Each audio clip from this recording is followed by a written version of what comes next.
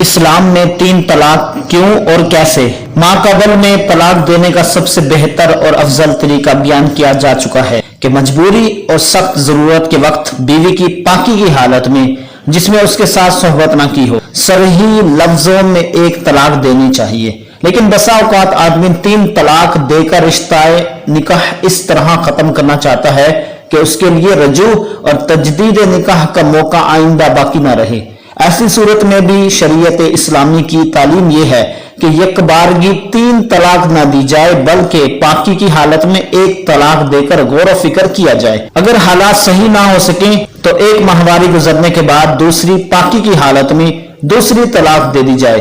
پھر غور کیا جائے۔ اگر اب بھی حالات قابو میں نہ آ سکیں اور تیسری طلاق دے کر رشتہ نکاح کو بالکل یا ختم کرنے میں ہی دنیا اور آخرت کی بھلائی نظر آئے تو دوسری ماہواری گزرنے کے بعد تیسری پاکی کی حالت میں تیسری طلاق دے دی جائے۔ اس کے بعد رشتہ نکاح بالکل یا ختم ہو جائے گا۔ اب مرد اور عورت دونوں ایک دوسرے کے لیے حرام ہو جائیں گے اور دونوں کے لیے آپس میں دوبارہ نکاح کرنا اسی صورت میں ممکن ہو سکے گا جبکہ متعلقہ بیوی عدت کے بعد کسی دوسرے مرد سے نکاح کر لے اور دوسرا مرد بھی صحبت کر لے،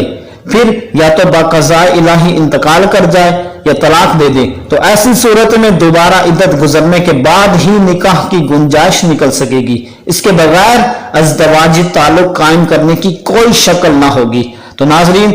شریعت اسلامی نے 3 طلاق کے بعد ازدواجی تعلق بالکل یا ختم کر دیا اور رجعت کا حق نہیں دیا گیا کہ اگر 3 طلاق کے بعد بھی رجعت کا حق دے دیا جائے تو طلاق کا مقصد ہی فوت ہو جائے گا اور اسلام کا نظام طلاق میاں بیوی کی عافیت کی بجائے وبال جان اور مصیبت بن جائے گا۔ چنانچہ اسلام سے پہلے اور اسلام کے شروع میں یہ دستور تھا کہ اگر کوئی شخص اپنی بیوی کو 10ویں طلاق دے دیتا تو بھی عدت کے اندر بہرحال اسے رجعت کا حق حاصل رہتا، جس کی وجہ سے عورت کی زندگی اجیرن بن جاتی تھی۔ تو ناظرین، اسی طرح دور نبوی میں ایک واقعہ پیش آیا کہ ایک شخص اپنی بیوی سے ناراض ہو گیا اور اس سے یہ کہہ دیا کہ نہ تو میں تجھے رکھوں گا اور نہ ہی تجھے الگ ہونے دوں گا۔ تو بیوی نے پوچھا کہ وہ کس طرح؟ تو اس نے کہا تجھے طلاق دیتا رہوں گا اور عدت پوری ہونے سے پہلے رجوع کرتا رہوں گا۔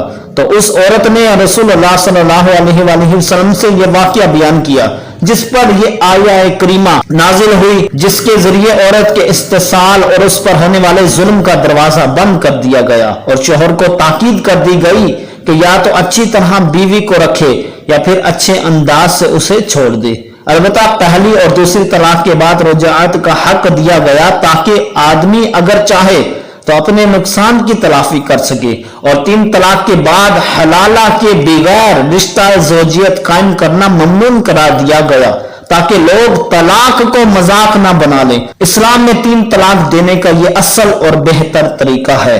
کہ اس طریقہ میں اگر غور کیا جائے تو یہ بات واضح ہو جائے گی کہ اسلام کا نظام طلاق کتنی گہرائی اور مصالح پر مبنی ہے۔ رشتہ نکاح کو بالکل یا ختم کرنے کے لیے اسلام نے کم و بیش 3 مہینے کی لمبی مدت غور و فکر کرنے کی تعلیم دی ہے تاکہ مکمل انشراح اور بصیرت کے ساتھ فیصلہ لیا جا سکے کہ اتنے بڑے اور آخری فیصلے کے لیے ظاہر ہے کہ ایسا وقفہ ہونا چاہیے جس میں آدمی کی زندگی معمول پر آ جائے، وقتی حالات اور مسائل کا تاثر ختم ہو جائے اور مخلصین اور بڑوں سے مشورہ اور مذاکرہ کے بعد کوئی قدم اٹھایا جا سکے۔ دعا ہے کہ اللہ تعالی ہمارے رشتہ ازدواج کو پاکیزہ بنائے، ہماری اہلی زندگی کو بہتر پرسکون بنائے۔ Thanks for watching my video. اللہ حافظ۔